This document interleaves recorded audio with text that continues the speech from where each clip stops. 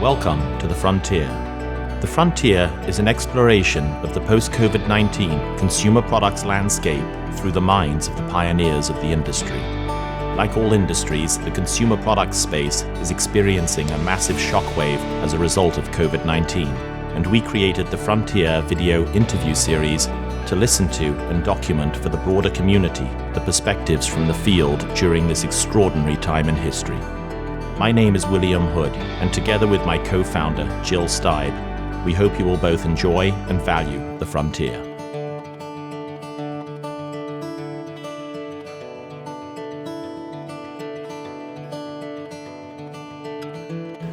Robert, it's so great to see you. Wonderful to be here. Thank you. Thank you for joining us. My pleasure. I think we should start off with a toast before we dive in. Does that sound good? Cheers. Cheers. So nice to see you. Likewise. Glad you're safe and well. So Robert, I don't know if you recall how we met. It was many, many years ago, before I was an entrepreneur. You had already obviously started the fund, and I was working for a larger firm in New York. And I came into the office one morning, and my boss called literally at 9:05 at the time, and he asked me if I had my driving license with me, and I said, yes. He said, well, I need you to go out to JFK right now, fly to San Francisco, and have dinner with someone and save a deal for the firm.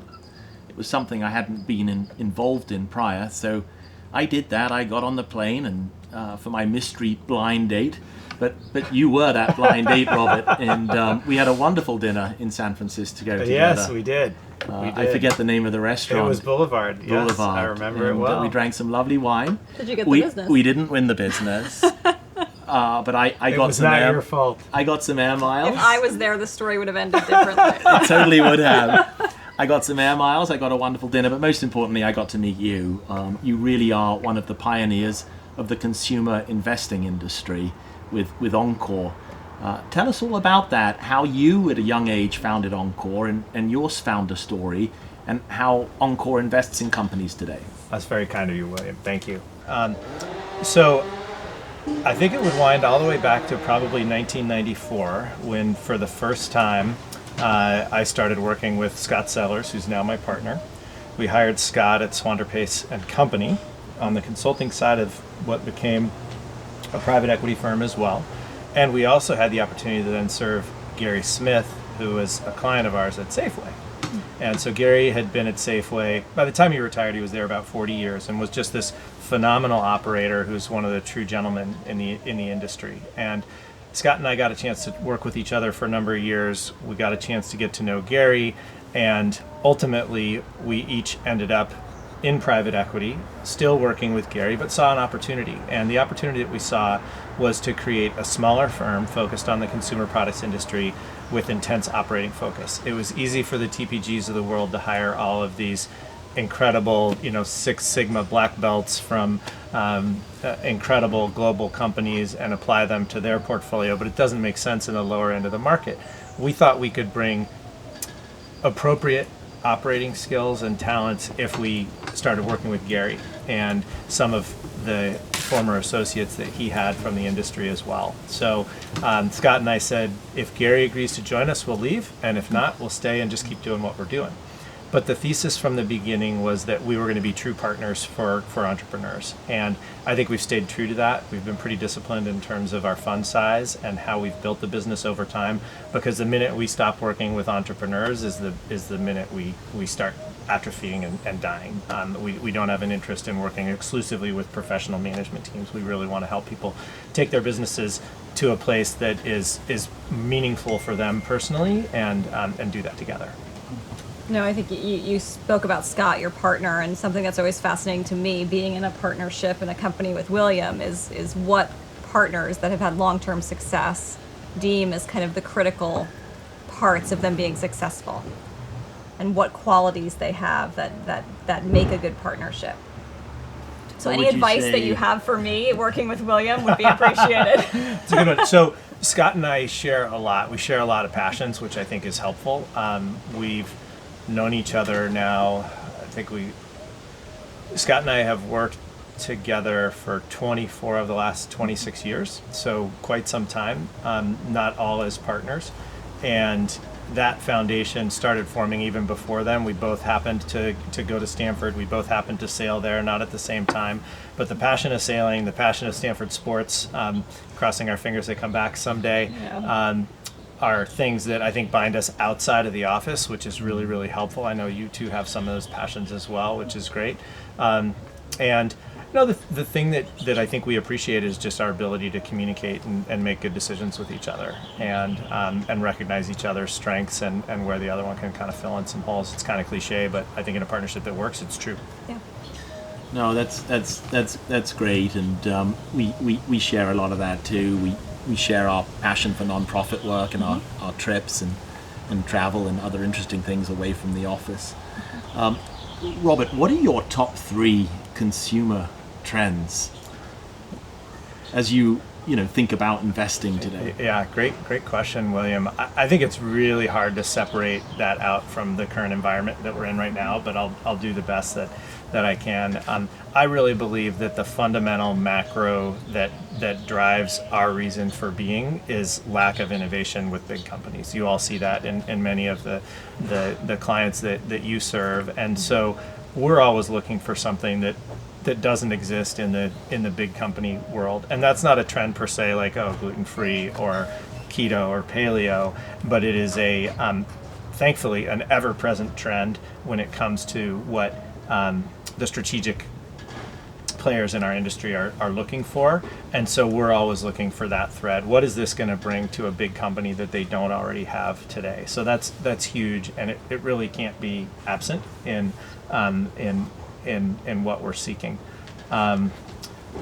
Threes are always important, and so I need to come up with a couple more. I think speaking of where we are in today's moment, is really almost extending some trends that we saw before COVID, and so people were almost looking for an excuse to take the foot off the gas a little bit, and we found it in spades right now. But I think they were seeing that before. And how do I make my house a home? How do I create an environment that's comfortable for me? How do I surround myself with products that make me feel good about myself and doing something good for the environment? I really see this in my kids now, especially being here in Marin County, where we're so fortunate to have weather like this and amazing food year round and incredible schools and great recreation. But people, younger folks are caring more and more about the environment, and they're looking for those things in their product. So what is your mission? What's your reason for being? You all have done a beautiful job with your firm of really living an important mission in your nonprofit work and in brands that are really thriving these days. We see that as well. I know you spoke with Zach Edelman before, and Zach really personifies some of those missions in Navitas, and we loved that in that brand. So that to me would be the second thing, is really integrating your life and your being with your products in a way that allow you to maybe unwind a little bit and take a step back from the crazy world that we're living in, even before this crisis that we're experiencing right now. And the third thing on the list is, to me, less product driven. It's more how you're creating a business, and it's really shown up. I can't get the COVID lens off, I'm sorry. It's really showing up in businesses that are able to thrive right now, and it's businesses that are thinking absolutely consumer first, and as a result, direct to consumer. And there's amazing business models out there that don't rely on direct to consumer, but when you look at what people have been able to do in this time of crisis right now, connecting with the consumer, that's something that is, was increasing in importance for us early on, and we're seeing that manifested now. Businesses that don't have it can't create it overnight, and everyone needs it. Let's talk about COVID, Robert. Where were you and what were you doing when it really hit you that this pandemic was real and that our lives were going to change so dramatically in a way that we'd never experienced in our lifetimes before? Yeah. So we had made a decision as a firm that we were going to take a dry run at home on Friday, the 13th of March. It's probably a bad day. dry run. Bad day to pick. And it was the day where the office was going to be closed. Everyone was going to be working from home, and that in and of itself is not that difficult, right? So we're all traveling all the time. We didn't need new systems. We didn't need new technology to make it happen. I think we needed some Zoom accounts, right? Like that's all we had to do to really implement this. So we did that on Friday the 13th, but then on Monday the 16th, at the end of the day, the shelter in place order came down for the 6 Bay Area counties operating as a group, and that was in the evening. And it became very clear then that at least for a meaningful period of time, at that point in time, I think they had said until mid-April, maybe even just April 6th, like 3 weeks maybe, but that's a long time, and it's no travel during that time, it's changing your shopping behavior during that time, it's your kid's school being turned upside down. So it was really that day when those 6 Bay Area counties announced that, and I think Los Angeles followed that Wednesday or Thursday. So Bay Area felt like it was ahead of the game. We weren't seeing even places like New York doing that in such a severe way, even though one could argue they were in a tougher spot than we were already. And what about your portfolio companies? Did they shut down at the same time, their office work, and move to work from home? So not quite simultaneous, but nearly. I think the thing that's really important to understand, and as I take a step back here, I really want to emphasize this. We're sitting here in this beautiful setting. We're able to work away from home and not miss a beat. We really have 2 portfolios, and we love all of our children equally. Some of them are making far greater sacrifices right now than others. Yeah. We have a portfolio of manufacturing and distribution companies that do not have this flexibility, and they are not working from home, they're not sheltering in place, they're taking great risk every day, and they're true heroes in what's going on right now. And I feel like for the first time as a financially driven private equity firm, we have a mission. We have a true mission for the first time, which is getting food on the table in this country and making sure that the people that work in those companies are safe and healthy, because if they're not, they can't come to work and we can't get food on the table. And so there's that part of the portfolio, which is operating very differently but full force the whole time. And then there's the part of the portfolio that's much more like a financial services firm, where you're asset light and people can walk in and out the door at night, or they can choose to work from home. So most of our asset light companies, which tend to be the branded companies, shifted very quickly around the same time as we did, because they happen to be in areas that are affected. New York City, Colorado, San Francisco Bay Area. And those transitions were all quite smooth. On the manufacturing and distribution side, what you saw is a very chaotic, I would say, 3 to 4 week period of time where not only was demand going off the hook, but also you were having to change how you operated. You were having to deal with all the health and safety considerations of your workers, making sure that if somebody was sick, you had rapid access to testing, those kinds of things. So that was a really wild period of time. And how about you personally? How are you doing personally? How's your family? So I'll give a little backdrop there. I have a full-time working wife, so we're both going through similar things. Her business has a physical presence, so they had to deal with with shutting down the retail element of that for a period of time and changing their business model, which revolved around it. So she's been quite busy. I have 3 children. Our son Cole is just finished his freshman year at Elon University of North Carolina, and we have 2 daughters in a local high school here, Georgia and Sarah. And our son flew home for spring break on that same Friday, March 13th, and has not left. Fortunately, we told him to bring all his books home, and he did. So that is, that was a smooth transition for all the kids academically. The academic part, I think all the schools did an amazing job, and when your kids are happy at school, you can be a happy parent. The hard part is what's going on socially, and I'm sure you all feel the same way with what you're able to observe, is that these kids really miss their friends, and they probably miss their friends infinitely more than any of us miss our colleagues, even our colleagues who we care deeply about, because we're interacting one-on-one with our colleagues, we have maybe a little bit of a longer horizon. We know that this will end. And so the hardest part has been we would extend, and this was going to go on, and this was going to go on, and no, you're not going back to school in North Carolina, or no, your school's not opening back up in Marin County. And so the immense disappointment is hard, right? And now we've sort of said, okay, well, there's nothing left to cancel, right? And when you can become at peace with the fact that there's nothing left to cancel, and that extends through summer camps and vacations and what have you, then you're able to move on. And with a rising senior in high school who's never set foot on a college campus, it's a totally different game. So Georgia spends her Saturdays visiting companies on, virtually, or not companies, excuse me, college campuses virtually, and that's just the way it is right now. So you have this disappointment for your kids. This pales in comparison to the sacrifices many of the people in our portfolio company are making. So I don't want to make it sound the same, but these kids aren't going to get this time back, and that's what makes you sad as a parent. So I think Kirsten and I have had our moments of sadness more than anything, seeing that there are things that your kids aren't going to experience that you wish they would. And the other side of that coin is for the people who have really little kids.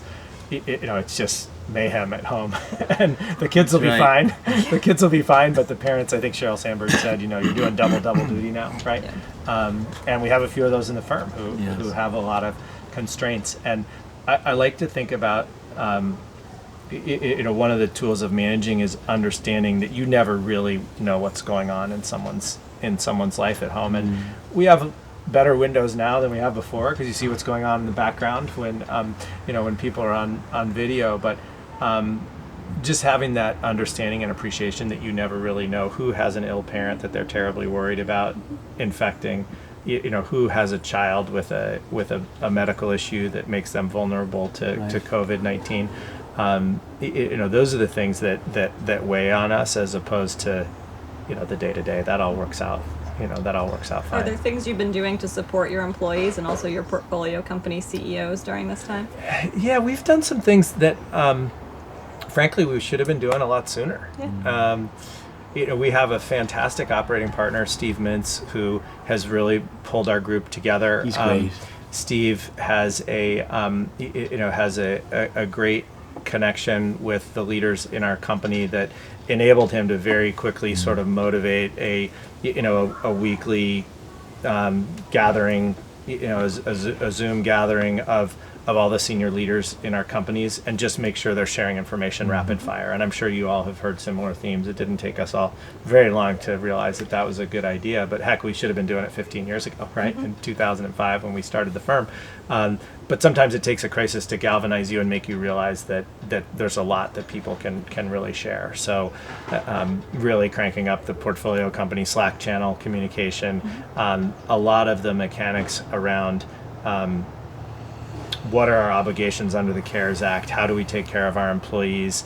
How do we make sure that they know that they don't have to come to work and they can still be paid? All of those regulatory things to work through to make sure you have a safe work environment. So a lot of information sharing, FedExing hand sanitizer and wipes around the country to make sure people who need it have it. And really just being there for them with some empathy, and recognizing that they're probably going through all kinds of personal challenges while at the same time dealing with a real challenge on the work front.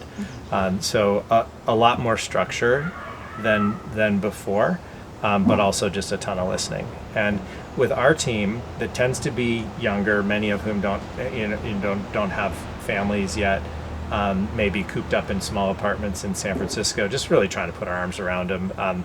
We were inspired by something you all did. You're, shipping everybody wine. We sent everybody an Encore backpack that had all kinds of snacks for our companies. And our office manager had a brilliant idea. Reagan suggested that we give everybody a masterclass subscription. Yeah. So nice. That's fantastic. Everybody's doing that.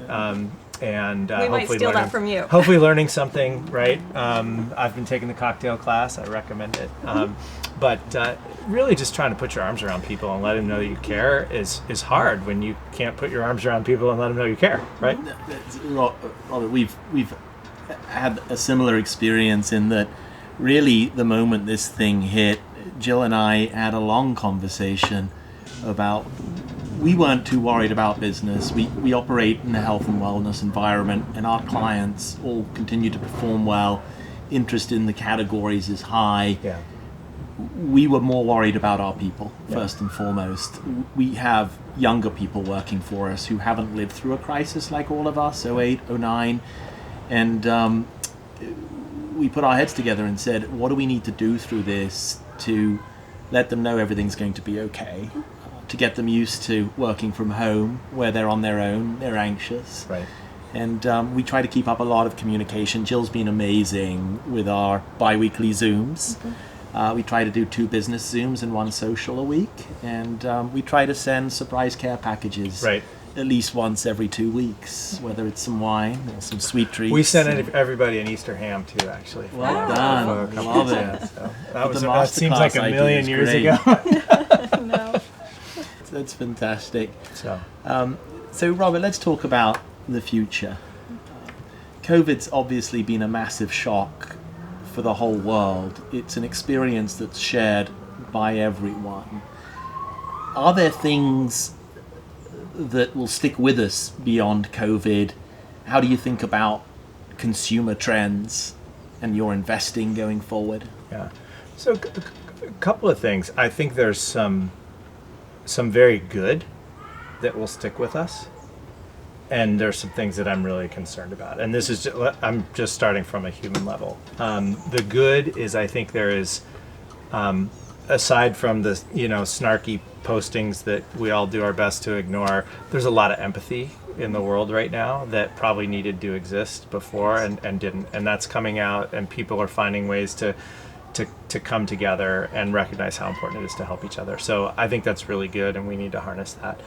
The flip side is that we're forgetting how to be with people, and on the phone on the way over here, I was speaking with a gentleman who's also an investor, and he was talking about, with really little kids, he's concerned about them going back to school with plastic dividers and no recess, and sort of what's the point, right? So how do we take care of mental health is a huge concern of mine. And the business that my wife is involved in is oriented towards mindfulness and meditation, and that is a new habit, since you asked, that I've tried to pick up. I don't have quite as much patience as I need to truly practice, but they have a phenomenal product that I think is the kind of thing that's an example of what people need to center themselves and focus. So I'm encouraged by empathy. I'm concerned about mental health in general, and I think that translating that into investable trends is something that we all are in a position to start thinking about right now. I would say that we're fortunate, given that 92% of our portfolio revenue is in essential retail or e-commerce channels. We've been able to focus on supply chain management, demand management, all the block and tackling of building a really good business that you should be doing anyways, and preparing ourselves to continue to grow. And so we don't have freak out moments of, oh my gosh, we need to reinvent our business model. We're talking about course corrections to find opportunities, 5% one way or the other of, 5 degrees one way or the other from true north. And, I think what the true north is for us is the fact that people are going to be eating a lot more at home for the foreseeable future. And never in our lifetime, my lifetime, certainly my professional experience, have you seen something stop so fast that's not just going to restart, right? I'm sure we could all come up with examples. Maybe it's a hurricane, maybe some sort of natural disaster where behavior stops for a very short period of time and starts right back up. It's not going to happen here. The restaurant business is going to have to totally reinvent itself. And in the meantime, consumption of food at home is going to be higher. And if 55% of the dollars were away from home, and maybe 45% of the calories were consumed away from home. We see a probably 20% increase of food at home that's sustainable for a meaningful period of time. So investing behind that, no doubt. The wellness space is really, really important. We've seen companies that are selling immunity-oriented products, sales go through the roof, but you need to figure out how to position that. How do you make it a part of people's daily routine? You all know an immense amount about the supplement industry, and I'm sure that they're seeing those kinds of things right now. And how do you incorporate those things into things that people are doing anyways? So trends like immunity, things that boost mental health, those kinds of things are things that we're on the lookout for. Yes. But mostly we just see continued tremendous opportunity to serve people who are consuming most of their calories at home now, far more than they were before, and you need to help them, right? Absolutely. So we have some brands that are oriented towards baking. Yes. We've seen one of the few categories that's not doing fantastic is cookies, for instance, right? People are baking their own. So, there's all kinds of new skills that people are learning, but they need help along the way. Absolutely. We're excited about things like that, helping our consumers of our current companies come deeper into the brand, get more connected with the brand, and really learn new skills and be nurturing and caring for their family along the way. There's nothing more intimate in some ways than sharing a meal, preparing a meal for someone. It's a way people show their love, and there are a lot more opportunities to do that now. No, absolutely.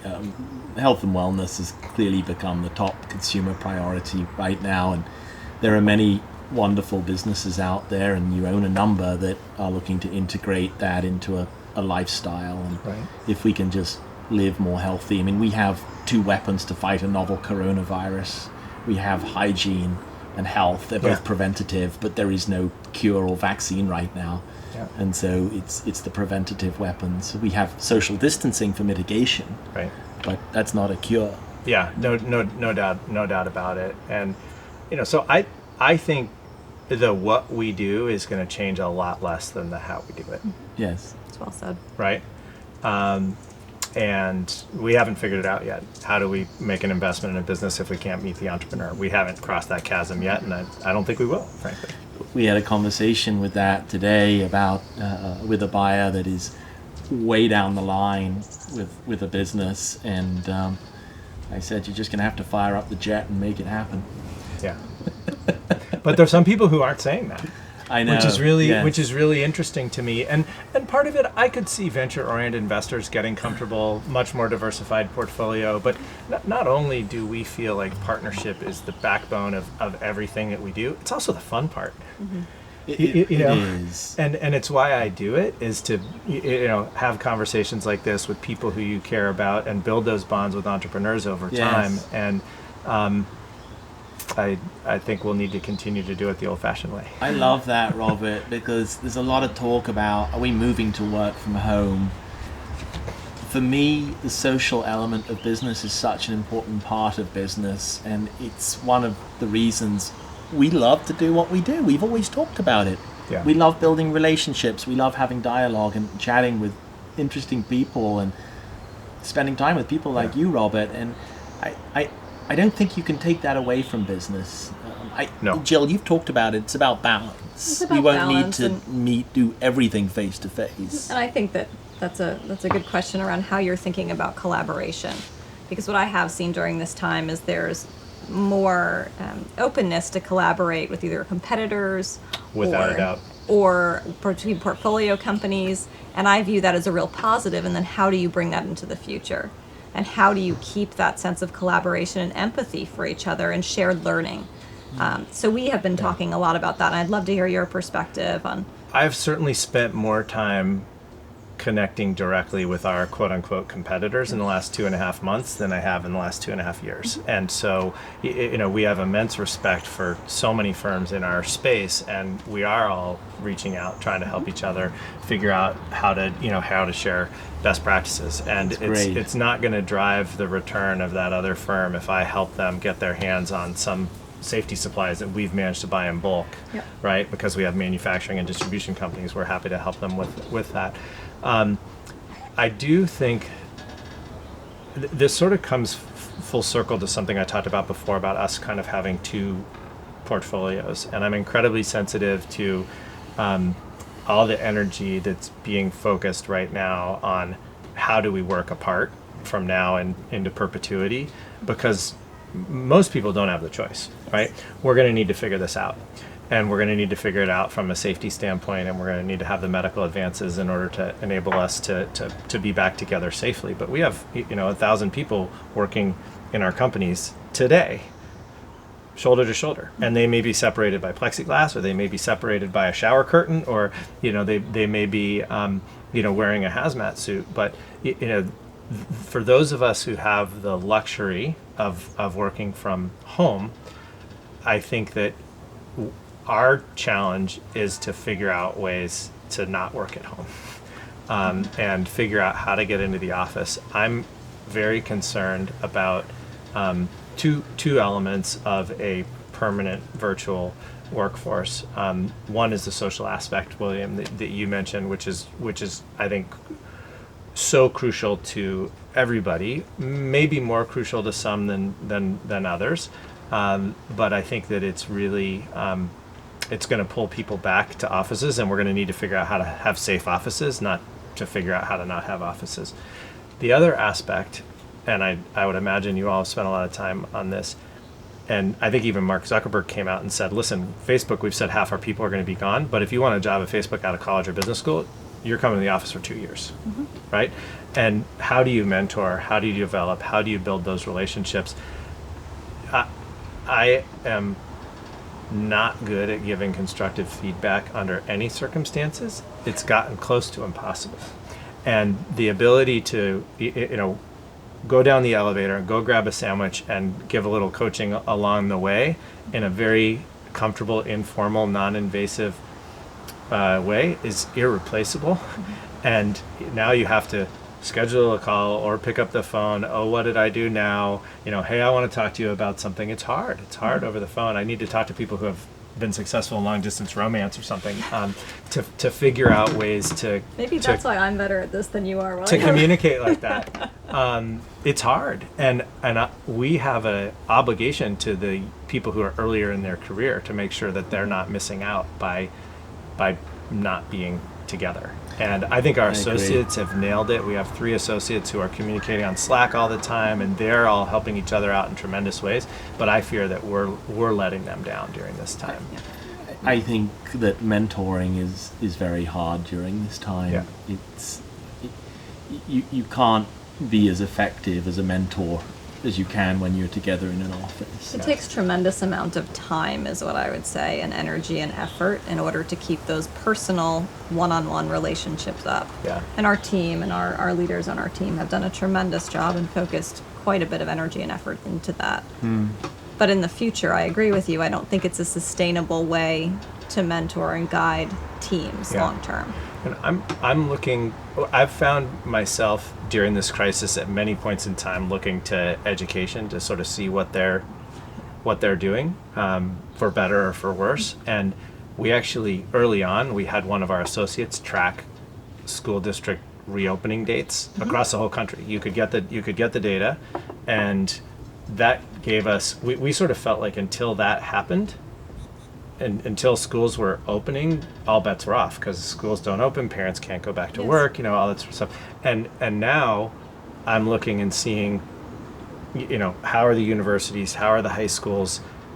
Those are probably more similar environments to workplaces than primary schools. What are they doing? And how are they planning their curriculum? How are they planning their schedules? Because I think we can learn from some of those things. And at least around here, it appears that there's going to be a lot of conservatism applied to it, and that, the densities will be low, the frequency will be low, but the whole concept of I chuckled over this.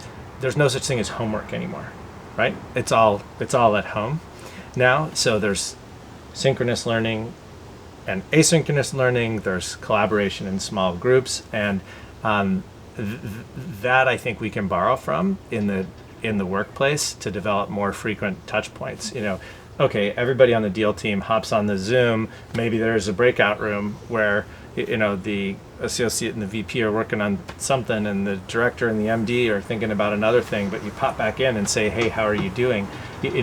Creating these virtual workspaces is something I think we're gonna have to figure out at work for that mentoring and that collaboration to really be effective. And Eric and I have spent time talking about this. There's no substitute to being in some sort of a creative place together, with a whiteboard or an easel and interacting. And the inability to read somebody over Zoom is high. It's just very, very difficult, and it's hard to be engaged, and you're toggling the mute button and all those things. It's very tough. And so I know I want to make sure that we're putting just as much effort against how do you get back together as we are against how do you stay apart. I agree. Robert, we're coming to the end of our time together. Is there anything else you would like to, any advice or anything you'd like to share with our audience, with entrepreneurs out there? So one of the things that I've appreciated during this time is, I think the lost art of just picking up the phone has maybe started to come back a little bit. I've found this period of time insanely scheduled, right? Way more than a day in the office might be, because every interaction is more formal, and the impact of picking up the phone and just checking in on someone and having no agenda. You got to be careful you don't waste their time, but not having a question for them other than how are you doing, how's your family, goes a long way. A handwritten note goes a long way. Just doing things that really show people that you care, because it's so hard to be to emote feelings over Zoom. Finding ways to do that. It is, and over email. I love a lot of what you've talked about, Robert. Empathy, caring, and Zach Edelman talked a lot about kindness, which is fantastic. Thank you so much for being with us today. That's an honor. Cheers. Appreciate it. Cheers. Really great to see you. Cheers.